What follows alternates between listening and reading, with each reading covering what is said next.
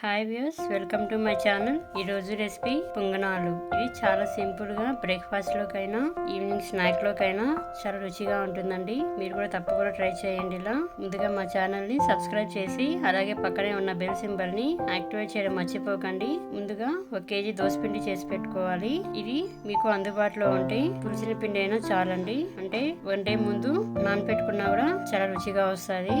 ఇందులో తగినంత ఉప్పు, చిటికెడు వంట సోడా వేసి ఇలా చిన్న ముక్కలు తరిగి పెట్టుకున్న 1 ఉల్లిపాయ వేసి అలాగే 2 పచ్చిమిర్చి ఇలా సన్నగా తరిగి పెట్టుకోవాలి. తుంచి పెట్టుకున్న కరివేపాకు వేసి ఈ మిశ్రమాన్ని బాగా కలుపుకోవాలి. మీరు కూడా తప్పకుండా ట్రై చేయండి.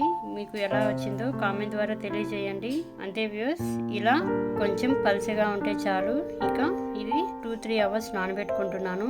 ఇప్పుడు స్టవ్ ఆన్ చేసి పొంగనాలకి ఇలా ప్యాన్ లో అన్నిట్లో నూనె వేసుకొని పెట్టుకోవాలి. ఇప్పుడు గెరటితో ఇలా వేసుకోండి. అన్నిటికీ ఇలా వేసుకున్నాక 1 నిమిషం పాటు లో ఫ్లేమ్ లో మూత పెట్టి వదిలేయండి. ఇప్పుడు 1 నిమిషం తర్వాత మూత తీసి చూడండి. ఇలా మరోవైపుకు తిప్పుకోవాలి నెమ్మదిగా. చూసారు కదండి, ఇలా సింపుల్ గా మీరు కూడా తప్పకుండా ట్రై చేయండి. మీరు కూడా ప్రయత్నించండి, తప్పకుండా చాలా రుచిగా ఉంటుంది. ఇప్పుడు మరోసారి మూత పెట్టి 1 నిమిషం పాటు అలాగే వదిలేయండి. అంతే వ్యూస్, పొంగనాలు రెడీ అయ్యింది. సర్వ్ చేసుకోండి. కారంతో చాలా రుచిగా ఉంటుంది. మీకు నచ్చితే లైక్ చేసి మీ ఫ్రెండ్స్ కూడా షేర్ చేయండి. Thank you for watching. నమస్తే.